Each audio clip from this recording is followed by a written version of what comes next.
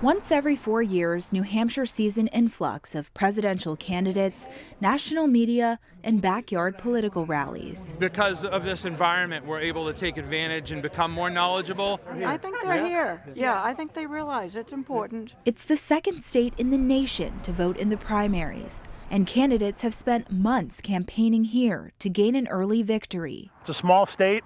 It's a small media market. Candidates can cover all 10 counties in a single day or weekend if they really try. This cycle, it's a test of retail politics and grassroots organization in a wide Democratic field. I just like to see Biden be nominated as President of the United States. I think Elizabeth is in my top choices. I really like Pete Buttigieg. I think he and Biden are such contrast to Trump. I think Biden would be a step backwards, taking us back into the past. While winning this state isn't essential, analysts say performing poorly against expectations can be detrimental. Top 3 or 4, you should be fine given the size of the field. If you start showing up 6 or 7, then you're in trouble, particularly if you're eclipsed by sort of a more mid-tier candidate. It's all really about kind of how you look coming out of the state. Massachusetts Senator Elizabeth Warren and Vermont Senator Bernie Sanders are said to have a home field advantage. Figuring out the impact of Sanders' huge progressive victory in 2016, he seems pretty strong. But Elizabeth Warren has a big organization here.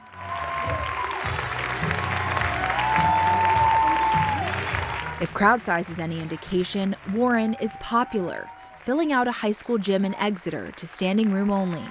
How many folks in here own a home or grew up in a family that owned a home? Yeah, okay. You've been paying a wealth tax forever. It's just called a property tax. But New Hampshire's large independent voter base could also mean moderates like former Vice President Joe Biden and South Bend Mayor Pete Buttigieg have a chance of doing well here.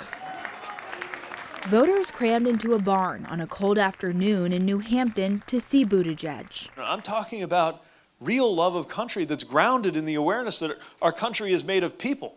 And you cannot love a country if you hate half of the people in it. In Concord, though, Biden served chili to only a few dozen people at a firefighter event. I owe you, so many of us owe you. The problem is we don't really appreciate it till we need you. But thank you for all you do, and let's go knock on some doors because I plan on winning New Hampshire. Winning New Hampshire.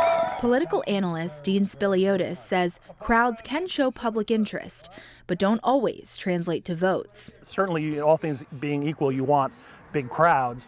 But it's not, as we saw with Obama in 2008, his crowds were massive, and he still lost the primary to Hillary Clinton. So it's not a one-to-one kind of thing. Certainly helped. In both 2008 and 2016, New Hampshire chose Democratic candidates who did not go on to win the party's nomination. Thank you, New Hampshire. That could have much to do with the state's lack of diversity. I mean, we're not really representative for the most part of the whole country when we're primarily white. There's some minorities, but not a lot. New Hampshire will kill me, but I don't think that everybody jumps on what New Hampshire does. Looking beyond New Hampshire, if different candidates win in early voting states, it could be a while until Democrats establish a frontrunner. We could be in a situation theoretically where Warren wins Iowa, Sanders wins New Hampshire, and then Biden South Carolina. So I think everybody right now, their strategy is just simply make it to Super Tuesday. This could go a long time.